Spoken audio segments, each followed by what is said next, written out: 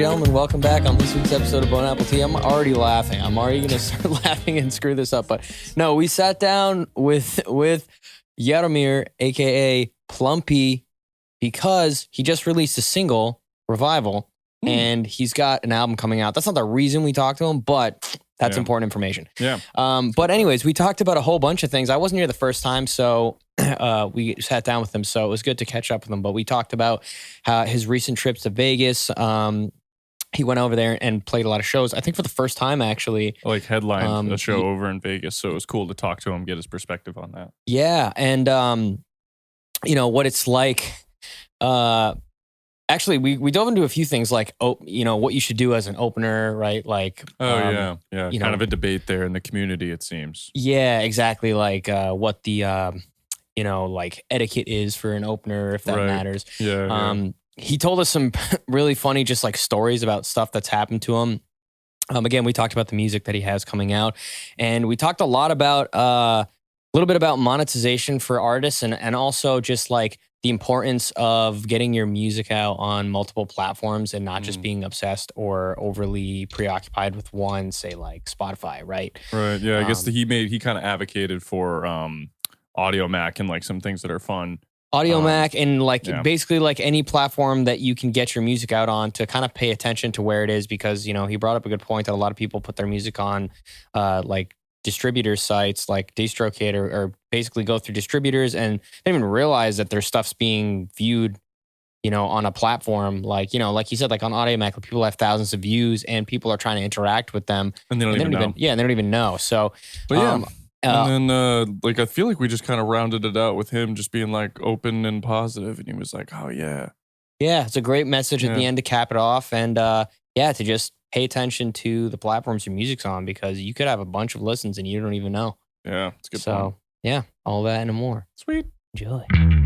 So we have Plumpy back on the pod. Yes. What's up, everybody? Back again. We're back again. Back again, dude. It's been a minute, man. Well, it's been a minute. It's been crazy to think about how many, like, you kind of started the electronic music artist wave that we've had on this podcast, which has been great. Was that like 7 months ago? Was that before? Yeah. How long ago was that since last time I was here? I could literally here. I'll look it up while we kind of chat about it. It's been a long time.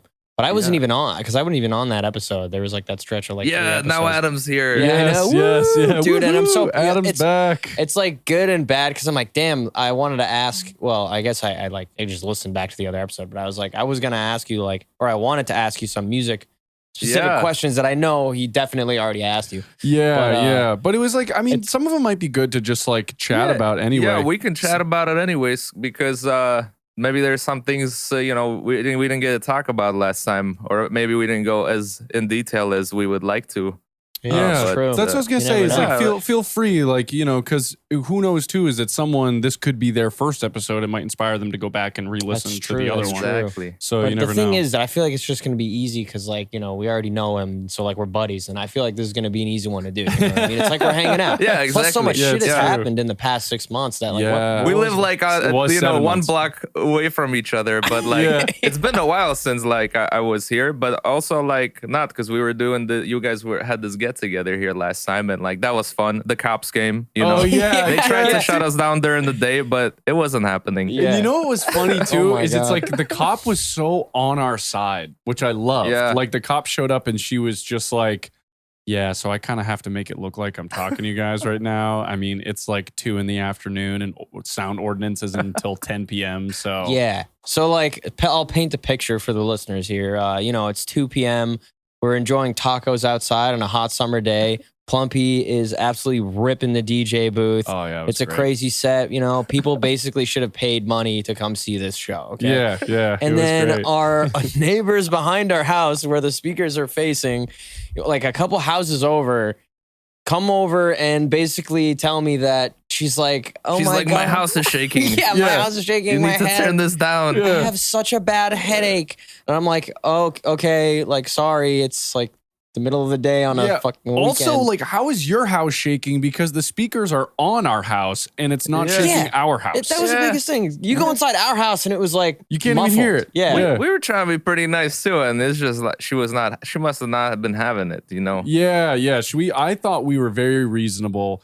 And I also think that a big part of it was like, she was ready to call the cops. She just wanted to try and see if she could stop it. Dude, initially. I knew the second she left, I was like, yeah, the cops are showing up. Yep, cops are coming. Definitely. Yep. And then she walked away and Yarrow played Bitch Don't Kill My Vibe. Oh, it was that was so funny. All of a sudden, just like, bitch, don't kill my vibe. And it was just so good, dude. Like the timing was pretty good on that, honestly. Yeah, that was great. Yeah, it was so funny, dude. And like, I love how you cranked it for like that hot second, just so it's like, fuck it. Just let her know. No, it's you gotta let them know a little bit sometimes. Like, it's different if it was like 11 p.m. I understand. Then we would be rude assholes, but it was 2 p.m. Like. I've heard there's like black parties and stuff that go on during the day, and like that's fine. No, we live in a beach town. Like people are out. It's the summer. Literally, the summer just started. It was like just early afternoon. You know what I mean? I mean, the cops were literally like, we don't care. You have another 8 hours to be as loud as you want. So and that's the thing is like we were being loud, but I think in a very controlled manner. I think we were being respectfully loud, and like, man. There's so much other like stuff to complain about. This woman was clearly just having a boring day. I know our direct neighbors didn't even care. Like they were like talking to us about it afterwards. Like they almost wanted an invite. You know what I'm saying? Yeah. Well, dude, there's always that one person. You know what I mean? Like I just saw a video recently on Instagram or TikTok, and Diplo like randomly pulled up in front of like an ice cream truck and started playing a DJ set, right?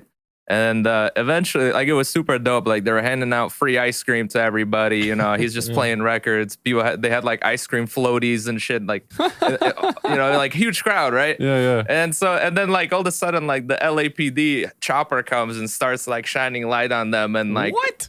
Yeah, it's like there's always that one person that's just like, oh, they're blocking the sidewalk. Like. Yeah, let's just call LAPD on them. This is not right. I can't take my dog on the sidewalk. Oh my God. And then they shut the whole thing down. Dude, there's always a person that's the fun police, Yeah. It's funny because I just hope and pray that when I get to be of a certain age where noise bothers me like that I do recall, hey, let them have the fun. You know? Yeah. Like, I feel like the same way. I'm like, you know what? Yeah, if I was like that young, I'm assuming I'm old here, and I'd be like, hell yeah, I'd want to do the same thing. Yeah, so I'd be more so walking over like, hey guys, where's my invite? Yeah. Exactly. Actually, like, how can we just pull up somewhere? Like, if we just went to the beach and that's what I was thinking. Like, I was just thinking something? of starting like pulling up to random locations and just doing just sets. Like I have the sound, I have the DJ decks. That'd be really fun to video. Maybe I need like a giant flag that I'll carry with me, and then I'll just like put it up behind me. Dude, it just says Plumpy. It's like a Plumpy flag. Yeah, but it's kind of tough. Like that's on the East Coast, especially. I mean, like something like that you could do on the West Coast because people are more aware of the different genres and stuff like that. But I feel like on the East Coast things are a little bit like behind. Like a few weeks ago, I went to New York strictly because I wanted to see a drum and bass show. Mm-hmm. And like in LA, at least once or twice a week, you have some type of shows that have drum and bass artists coming through, and you could like go and enjoy that. But out here is not. Yeah. You're lucky if you have like a house show, right? Like you're lucky if you go to like a bar out here and they play house music. You're like, oh shoot. Oh, like, wow, this place is turning up. Yeah, because typically you'll get the top 40 stuff. So it's like if they play something different, it's really nice. And like, it's like very rare to find that here on the East Coast. Yeah. It's like more an underground thing. I will say, if you wanted to plan something where you wanted to just do like a random pop-up set kind of thing, that'd be great. That would be funny, and we should like just that's what I'm saying. cameras like, we could videotape tape it. Yeah, I was gonna say it. we could tape it and cut something for you and just throw it up on. I know we should do something, right? Yeah, dude, that would be a lot of fun. Actually, like man, you know what would have been cool? Like there was like the seafood market. This past weekend, right? Yeah, man, like.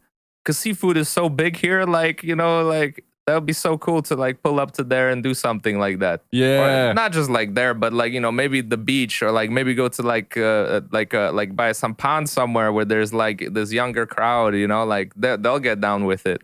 But like, yeah, it's also like interesting here. I was like, there's this place called Beach Pond. Have you guys, what I'm by Billings Lake here in Beach Pond? Beach Pond, yeah. I don't think so. Oh man, it's like in Rhode Island. It's like this super big pond. Like it's like massive, and look it up. And it's all like private property, and like it's like interesting because like it's like usually like people go there to swim and stuff like that, and like. Last time I was there, like they wouldn't let anyone go and swim unless you had like a boat or something. Like, no, this is only if you have boat or a jet ski. Oh, that's like, weird. You can't go in the water. It's like, how can you own the water? Yeah. I don't know. You think that's like public? That's weird. Like, also, this place looks pretty cool. Beach Pond. Yeah, it's really cool. It looks huge. Yeah, it looks massive. Very nice. There's like giant cliffs you can jump off of, and like really, there's always a young crowd. But the problem is that like. Especially the like younger people, like of course they go there to have fun and drink and stuff, and and they don't always take their trash with, and so I think the problem is that people are just polluting that stuff, and like leaving stuff that they should take with them. Yeah, I can see that. Yeah, that is for the listeners out there. If you're going to like any place and you bring trash, just take it with you. Yeah, take it with you. Don't leave it, Yeah, definitely, because it ruins it for other people. Yeah. Big time. Now I can't go to my favorite spot, Yeah. Like they don't, it's like. It's definitely a big problem with vacationers too. You hear it all the time, like native Florida people or people like native to Miami or something. They hate when the spring breakers come because they just show up to the beach and just freaking trash it. Yeah. They just leave like cans and napkins and just like, it's crazy to me. Like there's a whole like project of like people that will go post vacation season that will just go and clean up the beaches just because it's that bad. Yeah. It's crazy. It gets bad. That's pretty nuts. I mean, yeah, and like that's like the worst thing. You're walking on the beach and you see cigarettes and random shit. I mean, the last thing you want is like a bottle. You know what I'm saying? Oh, yeah, especially glass, of course. But I think we should shift gears a little bit here. Well, Well, I wanted to ask you what about did you want to ask? Let's talk about what Adam didn't get to ask. It's not like deep at all. It's nothing like that. It was just you made it like it's almost like a meme, but like that NFL remix song that you did like a while ago. Oh yeah, so I totally didn't ask him about this. So this is he did ask about this. So this is funny because like I made that like over 7 years ago. Like I made this NFL thing before I even moved to LA. Like I was still in Chicago and I made it. My dad still has a video of me like the day I made it. Like I should ask him for it.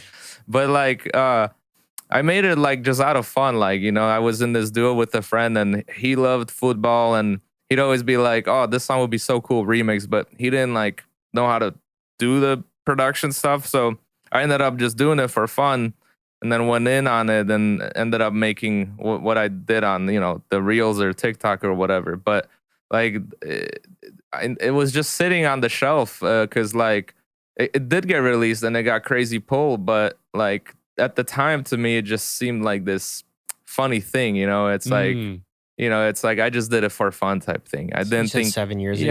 Yeah, it was. Wow. I made it a long time ago, and TikTok wasn't a thing back then. And it's like I like to like be myself and like I whenever like I scroll through TikTok, I'll see like producers sampling different shit. So I'm just like, like maybe people that like football are gonna, fuck with this. And I just made a little TikTok clip, like threw it up and like it did pretty good, but it's just like, just messing around really.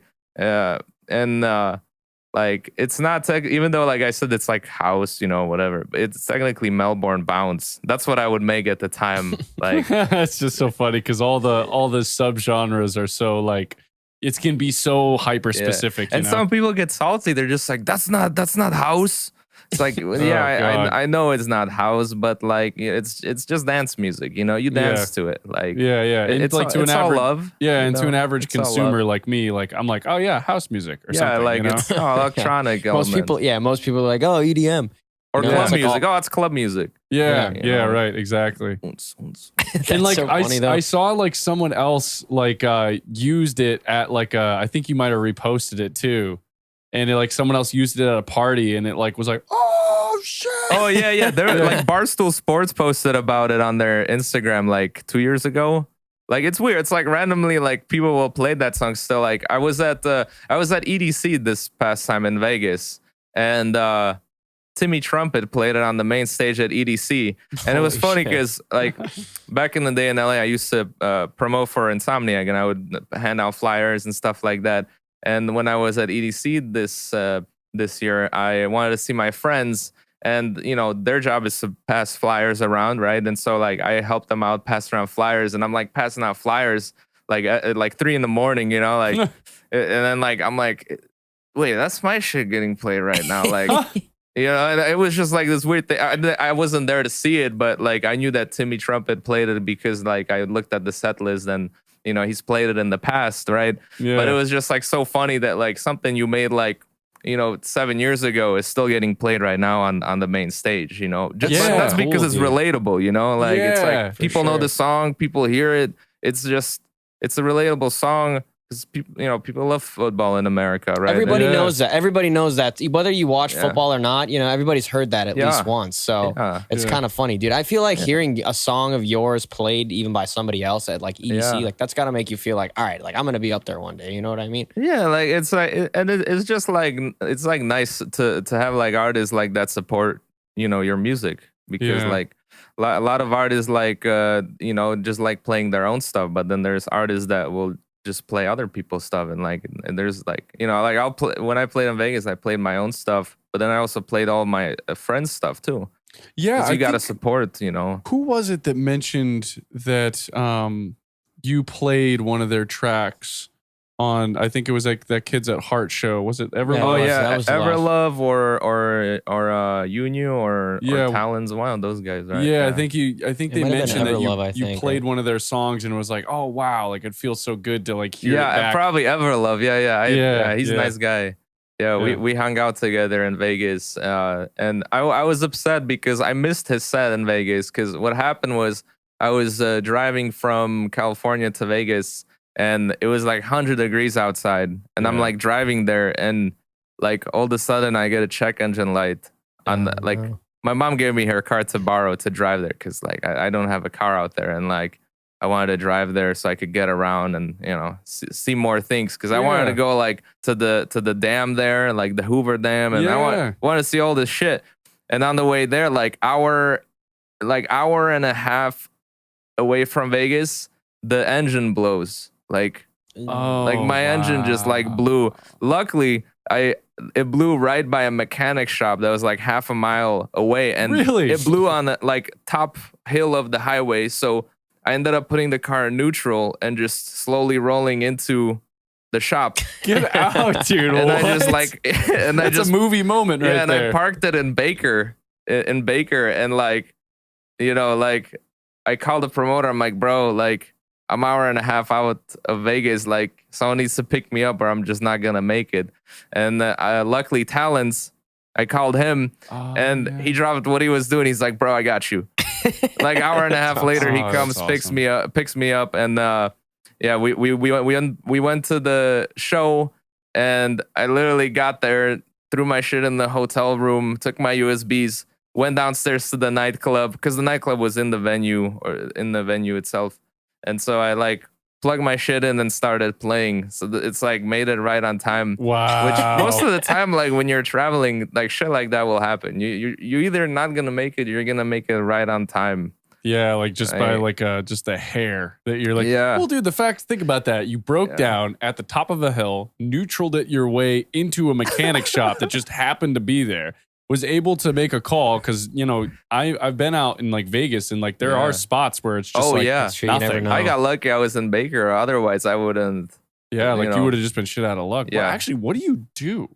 I think you just like wait for somebody to drive by, honestly, if you don't have service and you know. Yeah, that's crazy. Yeah, and then like you think about it, you make a call and like Talons being the boy that he is like, Hell yeah, I'll come man, get he's so awesome. Like, man, hats off to that guy because like he grinds on music like no other, and he's so positive and like such a good person. Like, you know, and it was so nice of him to come and scoop me up. Like, seriously, shout out Towns, thank you, bro, I love you.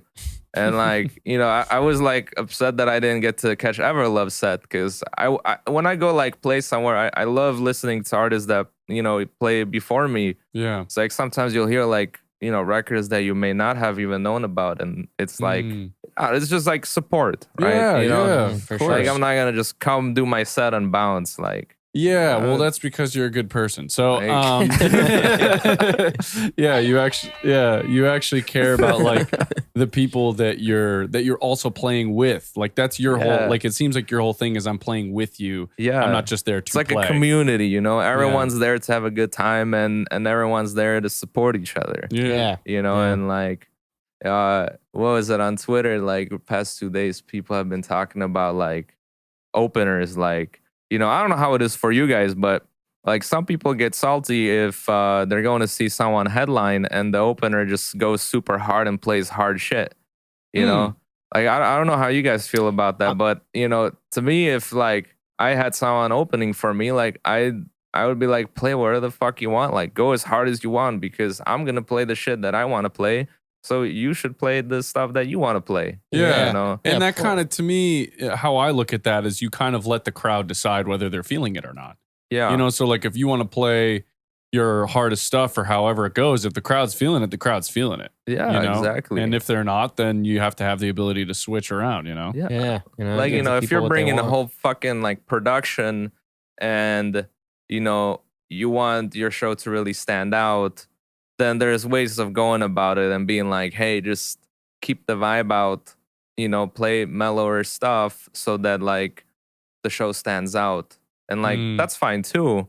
But like, then, you know, you're putting that artist in front of you in kind of like a box, you know? Yeah, you like, are. Play only this shit because I want to be the bigger guy playing this stuff. Yeah, like, that's so silly. You could do that, but like, why not just have them play what they want to play? I was gonna say, like, too, if you're a bigger artist and like you have somebody opening for you, that's kind of like their chance to, you know, get their stuff out there or how they play out there. You know what I mean? So it is kind of shitty, you know, if you're like, no, you have to do it this way, or you know. I'm just like trying to like imagine you go to a show. Like I recently went to a metal concert and like it was Megadeth, Lamb of God, In Flames, and Trivium or something. So there's all these bands. They're all very heavy metal bands. I can't imagine Dave Mustaine walking up to In Flames and being like, hey, we got to be the heaviest metal band here.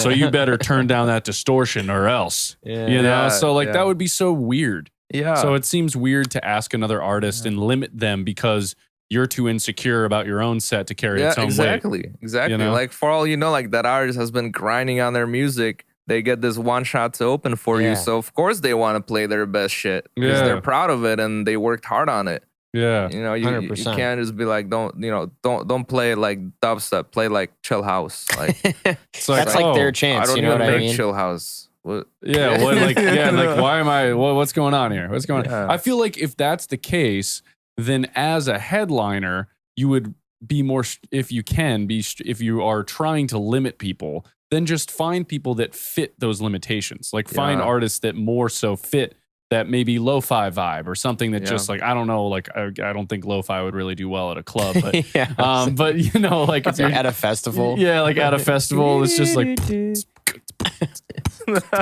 but you know, like I don't know. It seems that's definitely an odd request. I've never heard of that before. And I could see it though. I could see somebody like I feel like there's a lot of people that are very, you know, like egotistical. You never know. You never know with like you never know. Yeah. You know? Yeah, so. I do. I think that's, to me, that seems like it's rooted in insecurity, because if you're secure enough with your own music, you should be allowing other people to do their thing. And then when it's time for you to shine, it's time for you to shine. Exactly. The spotlight's on you. So. Exactly. Gotta give it y'all. Yeah. How was Vegas one of your bigger shows that you've played recently?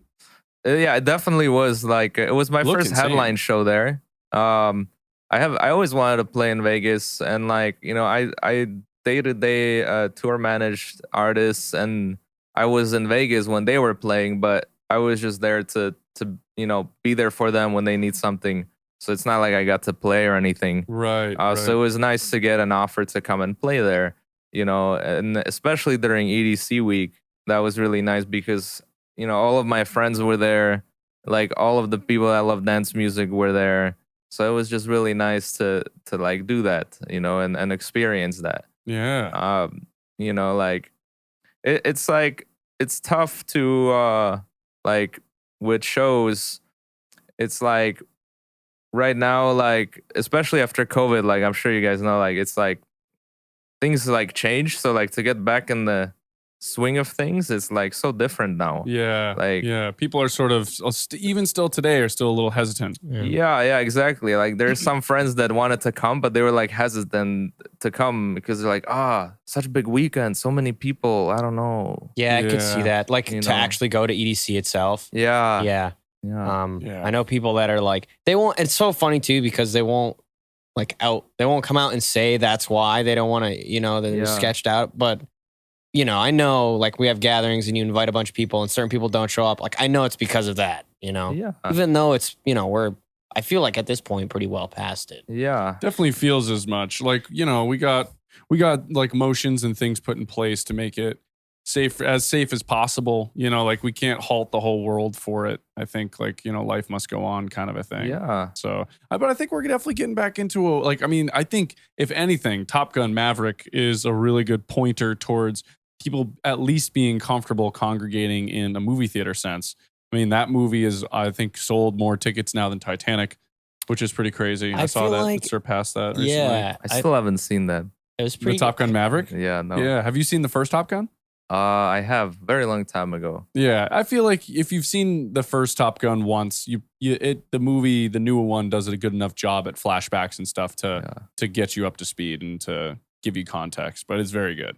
It's very good. If I was going to a festival, I would basically just assume I was going to get sick. You know what I mean? Like even if it's not from COVID. Yeah, I would just like, it is what it is. They're so long. I mean? You're not taking you really care gotta of yourself. like prepare. Like because like the shit goes from like 5 p.m. until 4 in the morning. Yeah, you're dancing for 12 hours. You sleep a little, and then you get up and you do it again for like 3 days straight. Yeah, you know what I mean? Yeah, tough. So. And it's hot as fuck too. Like everyone's sweating, definitely not hydrating enough. Yeah, I went to one in Georgia. I'm sure Vegas. Actually, there's the worst two heat wise are probably Palm Springs. I went to Coachella, which of the ones I've been to, like not my favorite to be honest. And I will say why, mainly just because of like the crowd. All ages, right? It is and also like I don't know, it just seemed a little like a lot of the other ones are kind of like, I don't want to say dirtier, but like I kind of like that where you're just kind of like going at it, you know what I mean? Everybody's dancing, there's like tents and it's like kind of nasty, but it's also not at the same time. Okay. Coachella felt like a music festival for people who don't go to music festivals. Not to sound like one of those guys, but like I still had a ton of fun. But I totally get what you mean. But maybe is that their brand though? Is that kind of Coachella's brand? Yeah, they kind of like do everything. You got all sorts of artists. You can see hip hop, indie stuff, alternative stuff. Yeah. Like even like I know they have some dance hall artists too. Like it's kind of like world music, like everything, like all cultures. Kind of they try to squeeze in all cultures, but then you also have the Dulab stage, which is all electronic stuff. Yeah, that was like the one nice part was like they actually had, which I was surprised, they had like hip hop and rap artists that I listened to. And so like, we got to like take a break and go over and like, go see some rap artists. It was really cool. It was like, that was like probably my favorite part. Again, also I went with like a way smaller group and usually I go with a bigger group. So it kind of did like change the experience, I think too. It's a lot better when you're with like a group of people, Oh, yeah, definitely. Yeah, it's really cool. Like, did you go to Electric Forest this year? Not this year. I haven't been to a music festival since like 2019, I think was the last one I went to. Yeah, I remember when you guys interviewed Liney, like he just played Electric Forest. Yeah. And like that looks so crazy. Did that just happen? I don't know if you guys saw it. Yeah, that was pretty recent. Wow. And it was super cool because like it looked like, people were there showing him support. Like it looked like a great time. Like dude, he's great. I actually listen to his music like pretty often. Yeah, he's so talented. Like even when I listen to his music, I like analyze it and take notes. And like there's like shit I hear in his music where I'm like, how the fuck did you do that? Like then I'll ask him, like how he did that, and he's like explains it all in like detail. Like I'm like, bro, I'm gonna have to take a class from you just to learn more. Like I know how to make music, but you could always learn more. You know what I mean? For sure, so, dude, have you seen? Did you see this picture? That was from me. That was from me. That's insane, dude. Good for him because he's really good. Yeah, he's really good. Yeah, I'll probably post the picture somewhere in this video here from his Instagram. A lot of his songs. I mean, it's it's electronic music, so it's hard not to dance, but like he's got a lot of songs where like you just kind of want. I mean, dude, even the song you just released, Revival, you know what I mean? I'm like jumping up and down in my car. Like I love drum and bass. It's so much fun. Like and I always wanted to like learn how to produce it, and like past few years I just been kind of just messing around figuring that out. But I would always listen to drum and bass back in the day. Like I would do parkour. Like, oh nice, yeah. Really? I got arrested one time for doing parkour.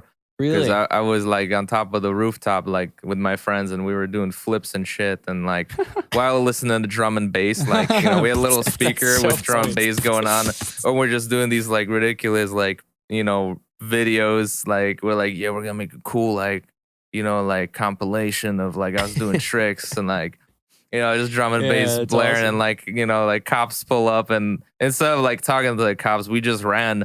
But we didn't know on the other side of the school that there was more cops there. So we like jumped down. We're like, sick, we got away.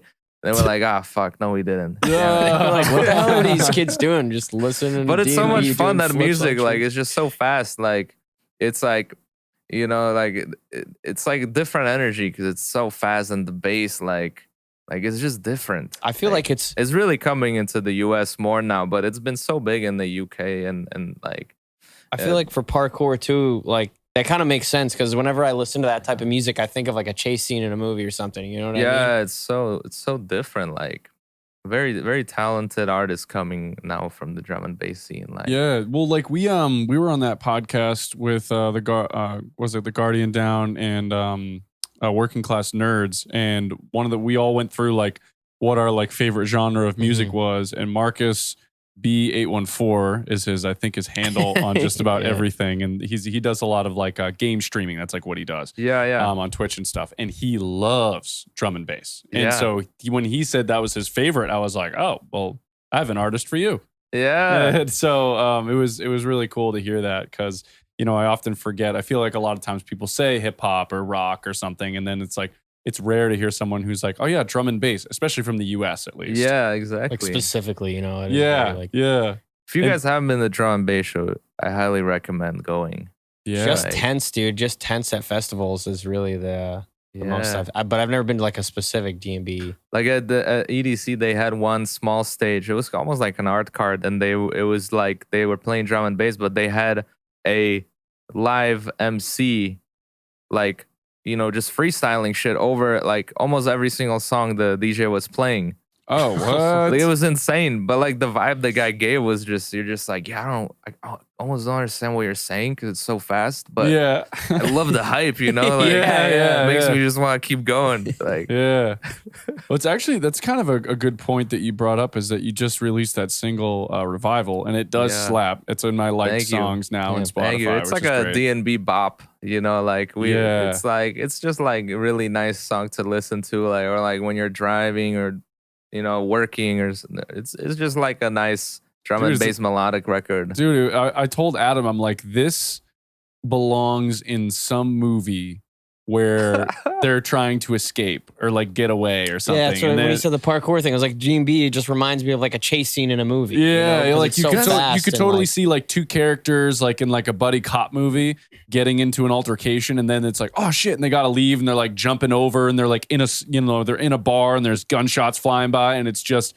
Revival's playing in the background of it all. That's what I've been lately doing. I've been doing a lot of like sync placement stuff lately, and it's so like it's harder than you would think, because not only you only have so much time to respond to these people, because like they'll come to you and they're like, hey, we're doing a telecom ad and we need this type of music. It needs to be like upbeat but like sad at the same time, and like it's like you're like, okay, I'll try to put something together, but sometimes they'll just give you 2-3 hours to do it. So it's that's crazy. So you either have the song or you don't, or you try to make it, but like, make a song in 2 or 3 hours. Like, not to say you can't get it done, but it won't be.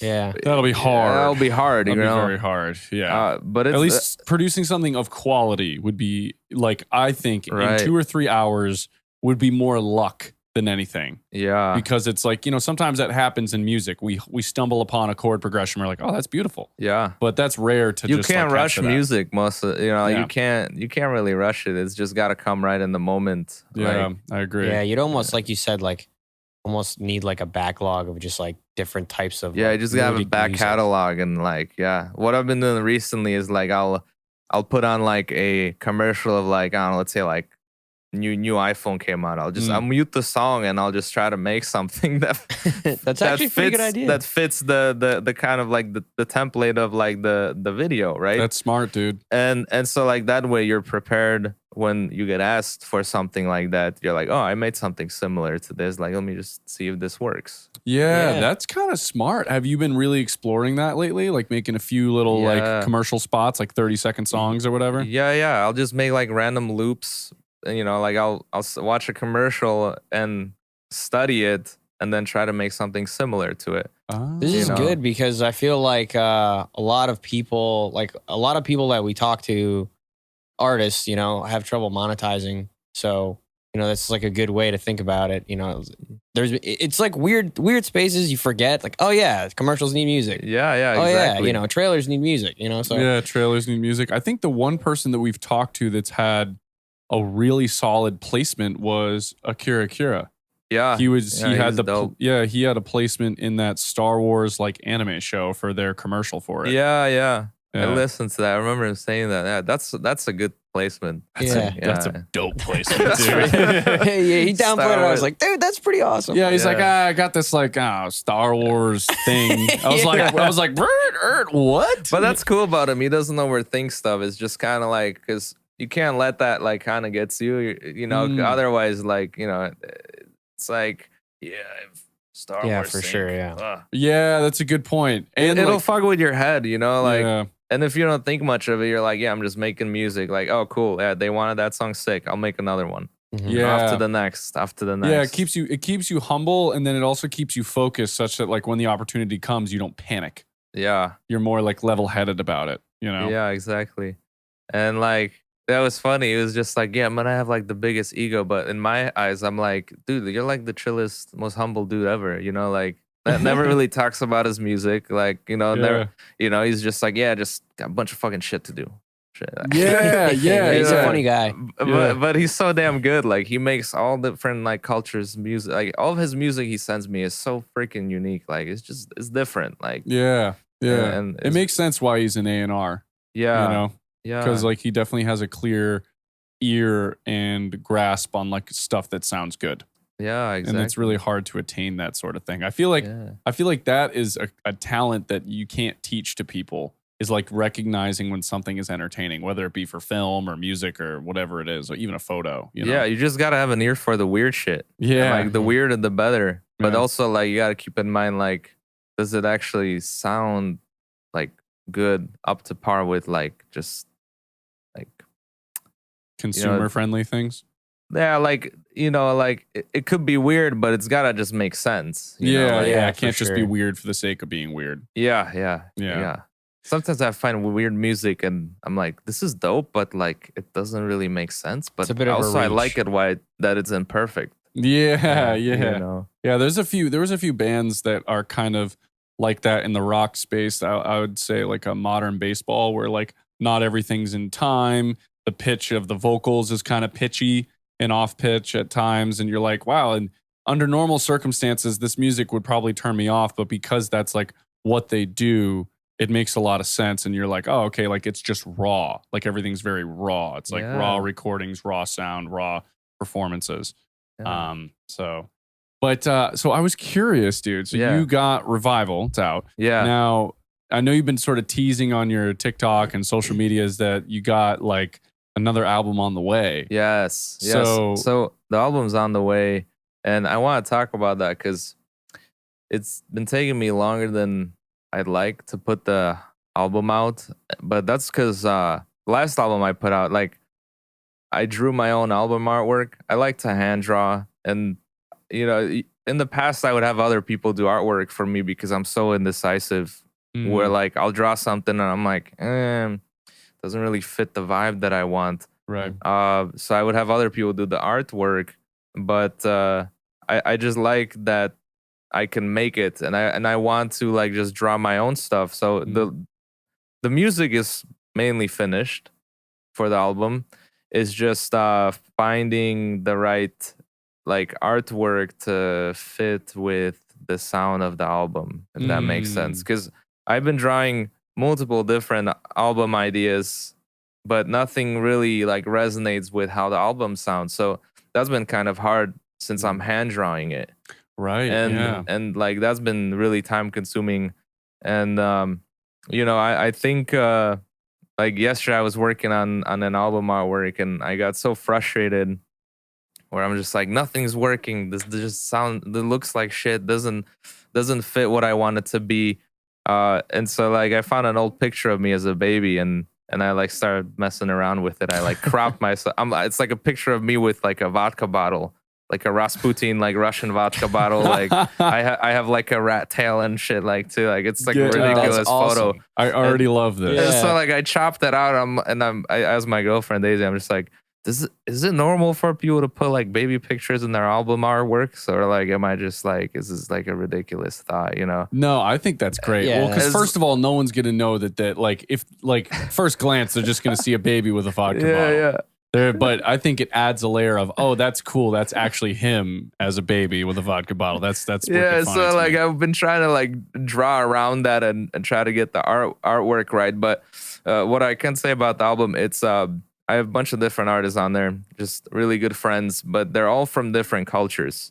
And I'm calling the album is gonna be called I Cultura, which means the I culture. Kind of like iCloud. We're all in the iCloud, right? Oh, right. And we're all sharing stuff in the iCloud. It's all like in this like space here, It's not even like tangible. Not tangible, yeah. So it's like there's so much cultures and so much different like inspirations in this world, and I want to bring all of these friends that I have that make music and make this like compilation album with everybody in it.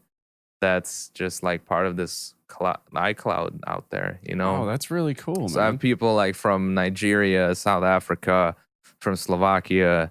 I have people from Guatemala. Whoa. I have people from like here all over the States.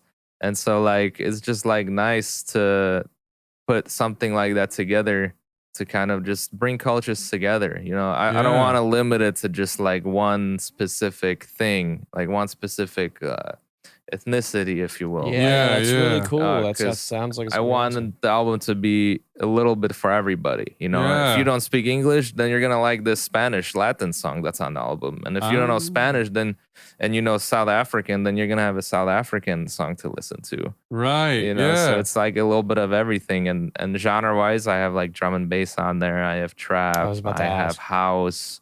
I also have like I made an intro song it's just like an interlude. Is that what you would call it? Yeah. But like then I'm also thinking about the sequencing of the album, and that's like another thing, what do order? I put an interlude and risk people skipping it because they're gonna think like, oh, this is like sounds like a chill album already. Like I don't know if I want to keep listening. So it's like all these little things to figure out, which are keep pushing me farther and farther from dropping the actual album. But I also want it to be like nice and presentable. Yeah. Well, the thing about an album is there's usually it's appreciated when a lot more thought is put into the album itself. And like you always can feel when someone orders tracks in the right way. I know a lot of times we just end up hitting play and it shuffles through it anyway. Yeah. But I do always like and appreciate when an artist does have like a flow that makes sense. Like sometimes they'll put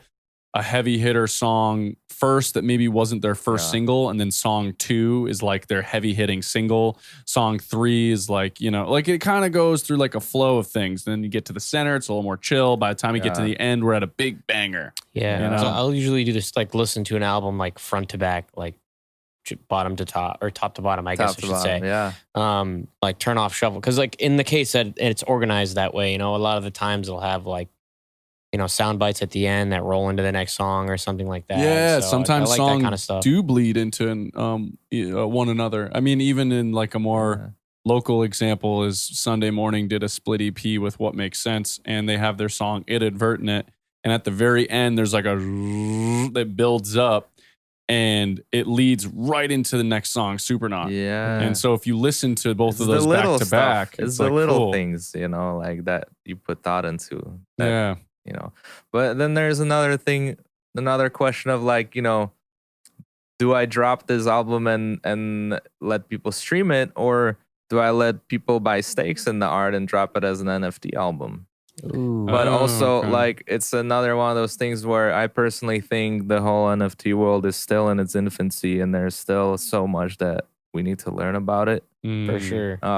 But it's also, for people that understand it, it's a big advantage. If you're a music producer and you understand that world, it's a huge advantage to get on it earlier, as opposed to later. It's like getting on TikTok 2 years ago as opposed to getting onto the TikTok now. Yeah, it's just way completely different. Yeah, I know, and that it is so. I feel like it's tough to get into now because NFTs are still. I know for some people they're old, but for me they're still very new, and I think for a lot of people they're still really new. Right now, it's almost like, it's almost like a joke at this point, right? Like people are just kind of making fun of NFTs, but like secretly everyone's like, but like people making money off these things. So like, what is? Yeah, I mean, I feel like there's always, the concept itself is definitely going to stick around forever. You're probably not going to see crazy. I mean, it's like art, right? It's the same thing. It's the same thing with tangible art nowadays. People buy paintings for millions of dollars. It's all the same, right? So I don't know. I get why people view like, oh, that's dumb, but people have already been buying, digital shit forever. Like you buy skins for your Fortnite characters. Like that's basically the same thing. Whoa, your sound panel just fell off back there. I thought it was all gonna start falling down. Oh yeah. Okay. It's the big one up there. I was thinking about the fact that one time we came back. It probably was visible in the camera. That's so funny. One time we came back and that bass trap had fallen and basically smacked your computer onto the ground. Yeah, dude, it was like I was definitely very upset because like my speakers fell, the tower fell. Yeah, you know what it is too is because right there is the edge of the house, so it's so hot out that it's literally like melting your glue. Yeah, the adhesive is just like dunzo. That's so funny that you were like, whoa. I was like, what the fuck? It just fell there. That's awesome. But yeah, dude. So I mean, I get it, man, because it's like it's tough to think about, and it's like you have a lot to think about when releasing it. How many tracks are you thinking? Just out of curiosity, it sounds like based off what you're telling me that there's at least 10. 15. 15. Nice. Yeah, there's 15 records, and I teased about 8 of them on social media. Yep. One of them is actually with a Russian artist. Like he's super dope. His name is Thunder 6, and he's been like a big inspiration since I started this project because like he's always made this like really weird trappy beats that were just really experimental but melodic. Okay. Kind of similar stuff to what I make, and I really got inspired by his style, and so I asked him to like be part of the album, and he sent some ideas, and I ended up like wrapping it up. But it's so hard to keep in touch with him because we usually talk on Telegram. And just because of the time difference and everything, but he's been like quite sick a lot lately, so it's like like it's kind of sad, like I'm trying to like figure out this thing with to drop this album, and like everyone has things going on in their life, right? Yeah. And so it's like there are certain tracks that I also would like to put out, but like certain artists like either aren't responding or they're not like they don't want to prioritize. They have their own thing going on. So I also have to be mindful of everyone else's stuff. So there's a lot of songs that I would love to put on album, but I have to respect the artist, and I can't just throw it on there and be like, whatever. I'll throw it on there. We'll figure it out later. Like, I don't want that. Like, if they agree to be part of the album, that's awesome.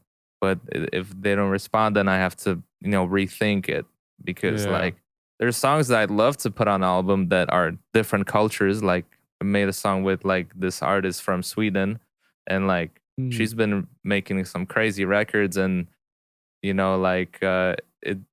she's focused on her thing, and so I don't want to just put the record out without like the team's permission, because like some artists, you have to remember, are locked into agreements and stuff like that with record labels. It sounds like a massive and that's another like sad thing that like the labels are like becoming the thing of a past now, because like typically they'll give you an advance right when you sign like a deal, but then like you kind of have to like recoup that advance, and if you don't, then you got to pay out of pocket. That's so we just had June Be the God on, and he was saying the same stuff about the rap industry, is that they will toss you $1 million, but it's not even real. It's just an advance, and it's an advance. And if you just go and spend that money on shit and you don't make it back, then you're screwed. You're You're in debt. It's like getting debt. a credit card. It's like getting a credit card that feels more legit. Because credit card, not debit card. Yeah, but like it feels more legit because you're like, oh, I got signed. Finally, my dream is coming true. And then you just like, to meet that expectation of $1 million is like no small feat for a lot of people. There's a right way to do it, because you could take the money and invest it into like production and stuff like that, into like proper music videos, and like you can try to get that money back, but most people will just end up spending that money just to flex on the gram or on the TikTok. And I'm sure like that's what the money's actually for. Is like, hey, here, go and do something else. Here's like, because you need, if you want to do things like crazy videos or higher production music, it's like of you course, need money, right? So they're like, well, here's like a small investment. Go figure it out and make us some money and make yourself some money. But if you just spend it on booze, and it's like, okay, booze and cars, dude. I mean, you can spend the funniest part is like, you think in your mind that like, oh, $1 million is so much, but you can spend $1 million so fast. I mean, who was it? Was it Shaq? That was like his first contract he ever got. He spent like $1 million in like a matter of a few hours, something like that. Because he bought a bunch of people cars. And stuff. That you mentioned Shaq is on the way to EDC. Like I'm driving, and I'm like driving, and I see like a notification from Twitter, like DJ Diesel followed you. And I was like, Daisy, check my phone. Like I feel like I saw like DJ Diesel follow me, but I'm not sure. Like maybe I'm just tweaking, and she's like, oh yeah, like he followed you, and like he liked the message you sent him, because I was just like randomly on there, and he posted some tweet where he was like upset about something. So I'm just like, fuck it, I'm gonna send him a DM, and I'll be like, hey man, I see you having a rough day, like I hope it gets better, and I'm sending good energy your way, like I hope it's good. And then he followed me and like got back to me, was like, yo, like thank you, like I really needed that. And like, wow, dude, that's awesome, like, dude. Just like, but like he's like so busy. But like last time I was here, I was saying that about all the bigger artists like Diplo, Chainsmokers. Like those are some of the busiest people, but they still find time to get back to you. And like they're always searching for the next like thing, and always hearing people out. Like that like ego kind of like gets like lost, and they like try to like put themselves in the shoe of other people and just be like human, Yeah, that's really nice to hear, that they're not too stuck up or anything. Yeah, because there's like sometimes like smaller artists that are so dope, and like I try to get in contact to like either get their music on Audio Mac and to help them out somehow, because I'm like, yo, your music is dope, like you can be like reaching so many more fans, but then like they never reach back. Like it's it's just like are you like too cool to get back? Like, dude, I'd love to show you some love and just spread good energy. I don't want anything from you, but I just love for your music to shine even more. Yeah, right? And see, that's that's super pure, dude. So good for you. And it's a shame that people sometimes don't respond. I mean, dude, I had this guy, he booked a very quick video shoot with me where he was going to do And it's a guy that we know, a guy that we've interviewed before. Yeah. And like, you know, I thought that like relationship was there enough to the point where like he hit me up like over a month ago and was like, yeah, let's book this video shoot. You can shoot this thing for me. It'd be great. I have a new song coming out. It'll be like a little teaser for it. I was like, all right, awesome, dude, let's shoot it. And so we schedule it for a month in advance. He's hitting me up like weekly, like, hey, we still good? We still good? We still good? And I'm like, yes. Now it's getting to be the day before. He had to push it back a few hours to 8. I was like, that's fine. It's a little late to start a music video shoot, but that's cool. We planned it so far in advance. I get it.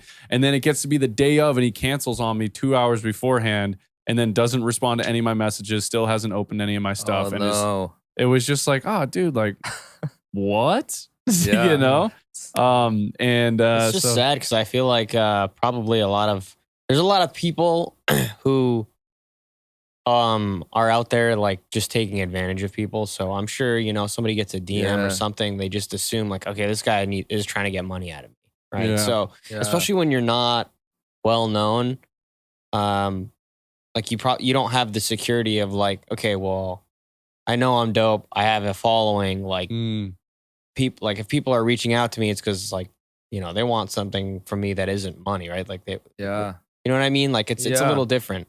To be fair, I was charging him, so maybe that's why he was but like at the same token, it was a price that he agreed to. I meant more so like, you know, like if you're reaching out to people, because if you're reaching out to people and like as like you're not a known artist yet, you're probably like, all right, this guy probably wants my money. Like, you know what I mean? Yeah, well, the thing is, people mainly think it's too good to be true. Like, sometimes I'll reach out to artists and I'm like, hey, I found your music on Audio Mag. Because, like, the way things work on Audio Mag is, like, you either manually upload your own music or you go through distributor like TuneCore or DistroKid or like Fuga or, like, through all these distributors, you know. And you can check off Audio Max so that it automatically distributes to our like platform. And like when it does that, it creates a new account for you. And most artists don't even know that they have an account with us, you know? So when I find their music and their account's not like set up, but then they're like getting like thousands of streams, not even knowing they're getting streams. And they're not even monetizing those streams because they're not even on the platform. Yeah. Like it's like they're getting they're monetizing those streams through like the distributor, right? Because like it's all going through the label or the distributor at the end of the day, but it's like an empty account. So like I'll find dope artists, but it's like no profile photo, no bio, no social media. So it's like you're missing out on new fans potentially contacting you. Dude, so when I find those artists, I just like reach out to them. I find them on Gram or whatever. I reach out and I'm just like, hey, I like your music. I'd love to help you. Like, you know, either like, you know, playlist your stuff because I like this and this song. But like sometimes they think it's too good to be true because when someone's like reaching out to you, you think they want something from you or it's like a scam or something. Well, dude, even I'm thinking like, you know, with like the Bone Apple Tea Instagram account or even like personal Instagram, you get so many spam DMs of people like, hey, I like this photo, like send your blank to this. And you know what I mean? Or like, you want more followers? Like, you know what I mean? And like shit like that. So people, I feel like see DMs like that. And a lot of the time, which is sad, but it's good that you're spreading awareness because like somebody, you know, like you said, like they have people listening to music. They have no idea that that's even happening. Yeah. And it's a cool platform because like our platform is really like, we have a lot of like the South African population that listens to music. And why I think that's really cool is because like if you, like when you release music on Spotify, like let's say each day they have like 60,000 records put out or something like that. That's crazy. Which is insane. Like that's wild. Think of your odds of the curators hearing your music on there. Yeah, very slim. Very slim. Yeah. So it's like it takes almost no effort for you to upload something to a new platform and your odds are way higher, you know. Yeah. We get way less uploads, but then you're also reaching a new audience. You know, it's like, you're reaching an audience, let's say mainly in South Africa, but to those people, they'll actually like absorb the music. Like if like a house record comes out on Spotify, then, you know, it sounds like a Tiesto fan, like they'll click on Tiesto, they'll listen. But if it's a new artist and they don't know the name, they'll be like, this sounds like Tiesto, I'll just keep listening to Tiesto. As opposed to someone from a different country that doesn't necessarily listen to electronic music, hears that artist and to them it's so fresh that they actually become a super fan because they're just like, oh, oh, Plumpy sounds like Plumpy. Yeah, Plumpy is Plumpy. Right. Yeah. Because like in those countries, they listen mainly to like, Afro pop, dance hall, like I'm a piano. Which, by the way, I'm a piano. I've been really listening to that genre. It's super cool. Like, that's a genre. I thought that was so. It goes back in the day, like way back in the day. It's like they use like a lot of shakers and like punchy clicky bass lines and like it's super dope. Like if you'll be on Audio Mag, just go to the I'm a Piano playlist and listen to it. It sounds like you're saying I'm a piano. I'm a piano. Is it AMA piano? That's wow. And it's a subgenre and it's like huge in South Africa. It's massive. That's interesting. And now like, I want to listen to what it sounds like. And like most songs sound fairly similar, but like it's just like, I mean, you'll have to listen to it to like really like get the vibe for it. But it's like, since like that's all the people mainly listen to there, like when like I've gotten fans from South Africa DMing me like, and really like poor English, of course, because they're like Google translating it, but they're like, oh, I find your account Audio Mac and I love this electronic music, so cool, and like they become like a super fan because to them it's different. It's like something new, and so they're like, oh, like dope. It's like for you guys now, you listen to I'm a Piano like tonight, and you'll be like, yo, this is different, like and it like sticks with you because it's just a new cultural type of music.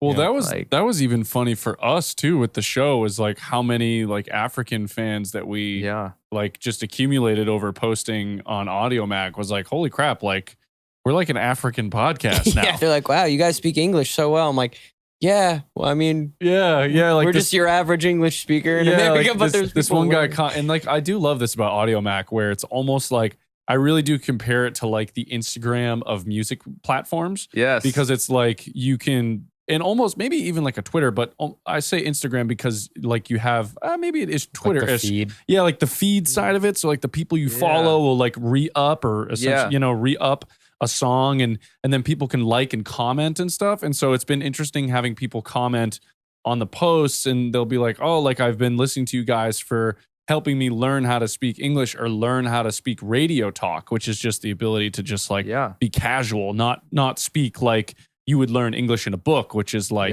very extremely formal. Yeah, very formal, very rigid. So it's so interesting. And it's nice because we recently it's been like a little bit under a year, but we introduced Audio Max supporters, which like if you're on Spotify, like there's no way for you to reach your fans. There's absolutely zero, like there's no way for you to reach out to your fans. Like you could have 100,000 followers, but the only way you'll reach them is if you put out a song a week in advance and they start sending it out to your fans, right? Yeah. But you can't like send a message or anything.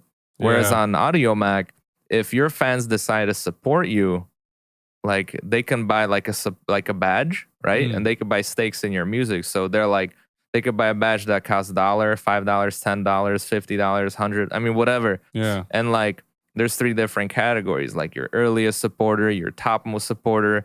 But the bottom line is that all the supporters that pay to support you, you can direct message those supporters. So let's say you have new merch dropping or you have a new song premiering. You can set on Audio Mag that, hey, I have this new song that's premiering on this and this date. And only your supporters that support you are going to get to hear the song earlier. That's cool. Wow. I like that. So and like early access to information too. Yeah, it's like early access information. Exactly. And so like if you want to be like, hey, you guys been supporting me, like here's a link to my merch before anyone else has it. Or like here's a download to a song that no one else will get for the next 24 hours except for you guys. It's similar to like I don't know if they implemented it like a super follow on Twitter where it's basically like a it's like a subscribe version of it's like a subscription except you don't pay monthly. You just pay how much you want once and you're a supporter, right? That's cool. Oh, that's pretty cool. It's not like you have to pay every single month. Yeah. I mean, you could if you want. Right. But still, it's cool that like you have a way to, support somebody. You could even pay $1 and there's still, you could still get the exclusive stuff.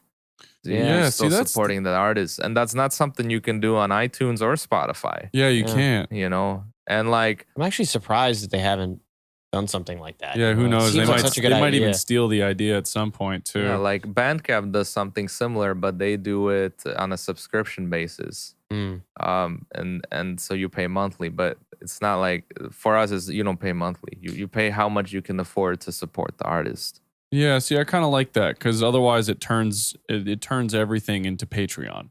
Yeah, exactly. Yeah. That's so it's kind of nice that it gives you the option to just have a one-time payment. Say, hey, I really like you guys. Here's like $5 or whatever, and then you're that supporter, and now you have a chance to reach out to them. And if they can't afford to continuously be supporting you, it's still like oh, hey, like this guy or gal or whoever really enjoyed us enough to throw us some cash, and so for that we're going to give you early access to a bunch of stuff. Maybe like it's so cool. Like it's really nice because.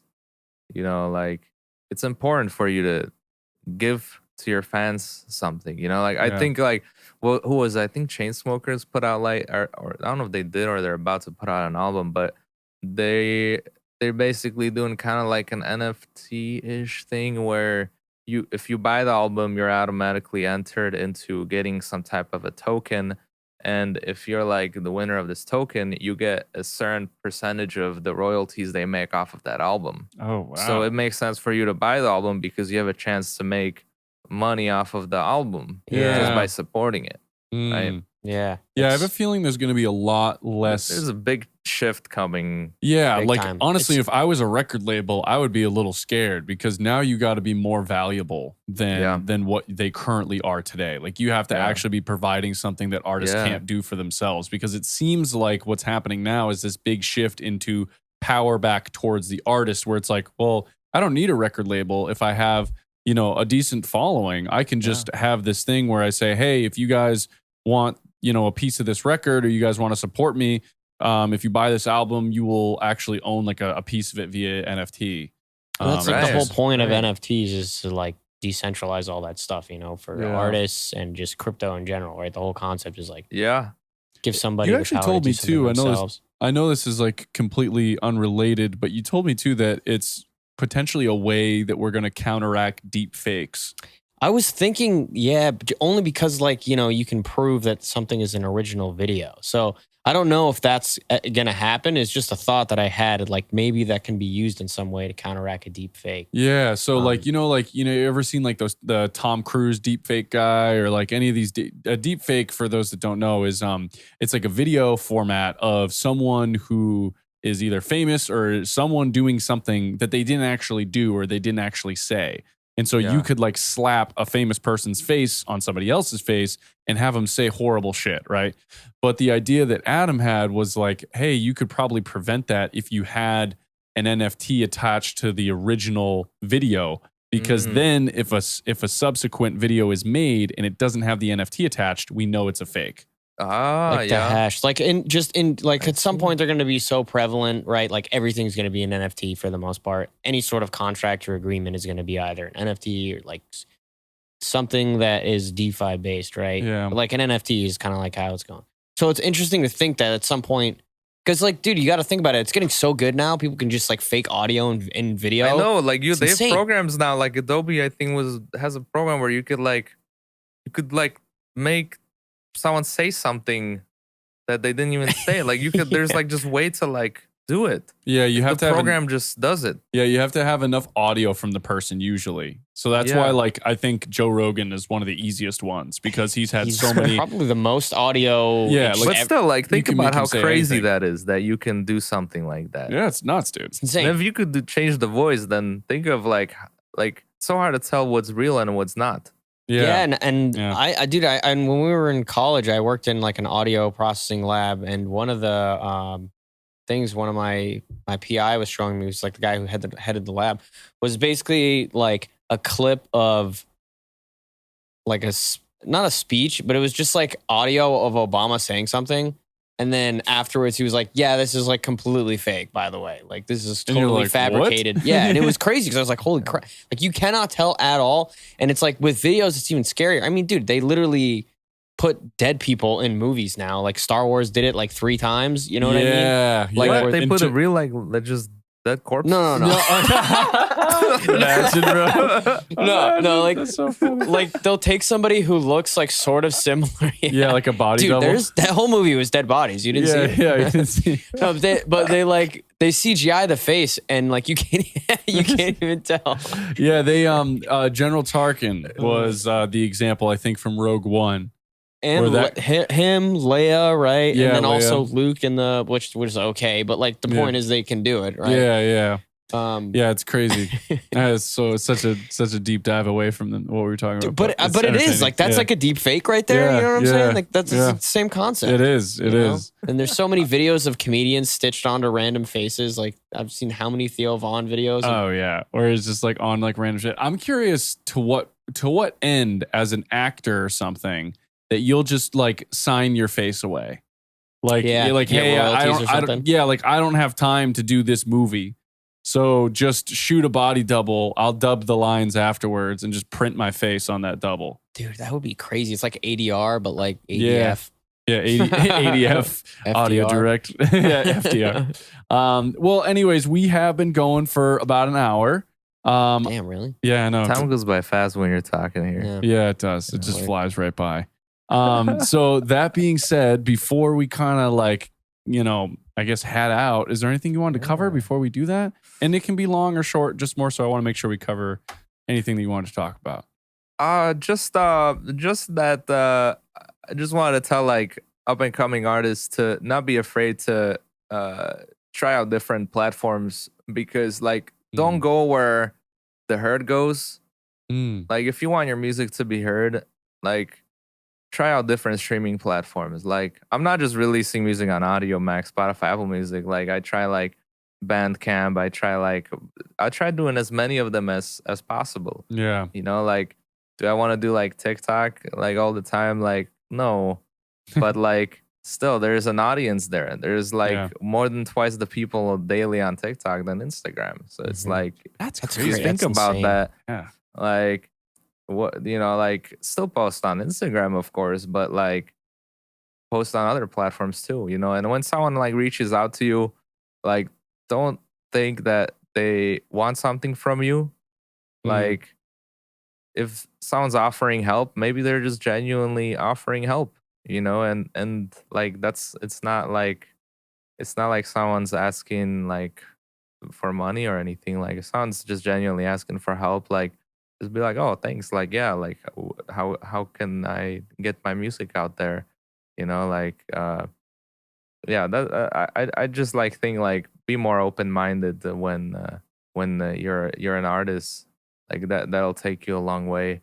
Yeah. Like just trying out different outlets. Like I think that's important because like like if you're competing with so many people each day, like it's really nice to just try out different outlets. Like I've seen like people that there's like some artists that like I onboarded that seen incredible results. Like for example, I have an artist from Slovakia that started releasing music on Audio Mac. Less than a month, he's already at 60,000 monthly listeners. Whoa, damn, that's crazy. And you know how much his plays are on Spotify? Under 1,000. Really? Wow.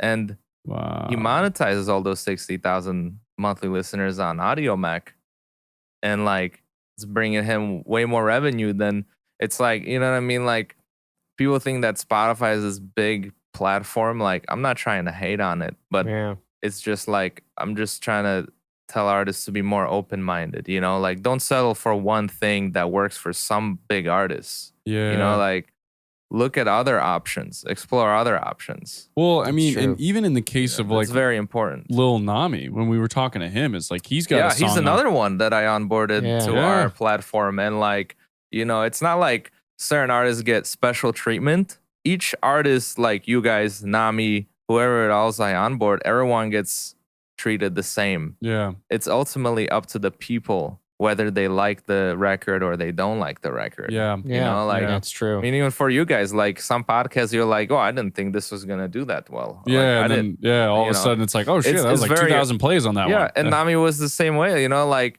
there's songs he put out that got like 1,000, 2,000 streams, and then like one song he put out like in 24 hours got like 40,000 streams. Yeah, he hit 100,000 on one of them. What the hell? Like, how did you know? Yeah, I mean, that's crazy. You don't really, You know, that's a lot of streams. That's a lot of new fans, and that's a lot of like income coming your. I mean, it's not to say it's a lot, but it's more than you had before that. Anything is more than nothing. You can always carry that over into other platforms. You know, if your like dream is to be on Spotify and like have whatever amount of plays on, it's like, all right, it's not going to hurt to have fans somewhere else that are probably also using Spotify. So and it's like, oh, they found you. And AudioMac offers a lot of really cool, unique things that I think that Spotify doesn't. So it allows the whole commenting, the liking, the re-upping, the sort of interacting with your fans a little bit more. And there's a recently added section too, like where you can go to recently added, sorted by genre, and it shows you what's been uploaded that day. You know, like some platforms don't have that, which I wish they did. Like, you know, I wish I could go to iTunes and be like, what's the newest shit that's been uploaded, you know? Yeah. But it's just, you know, it's like, they're like, this is the dance hits here. Listen. Yeah, like top dance exactly. hits. Yeah. You know, but like, every platform is different. But anyways, the point is like, be open-minded and try new platforms. You know, like whatever platform may be, try it. Like, you never know. You never know. You never know. Like, I also gained a lot of fans from this platform called Voisey, where it's like TikTok, but for singers, rappers, songwriters, where like producers can upload a beat and then the normal person goes on there, selects the beat, and they have presets of auto tune effects, compressors, and you can pick different effects to kind of like fit your voice into whatever you want it to be. They have like Billie Eilish preset or like Future preset. Oh, that's cool. And it's insane because it's so good. Like it's so good that like you can like if like the producer uploads the song in the right key, you just start singing over it, and you're like already in key, and you sound so damn good. But it's like mind blowing. But like I've gained so much fans from that too, just because they're like, oh, like your beats are awesome. Like, you know, can I like purchase them, or like what can we do with them? But it's just like, you know, be open minded to platforms, because like you never know where you'll gain fan from here, fan from there. Yeah, it's true. You know, because like you can't just think like this platform is the best.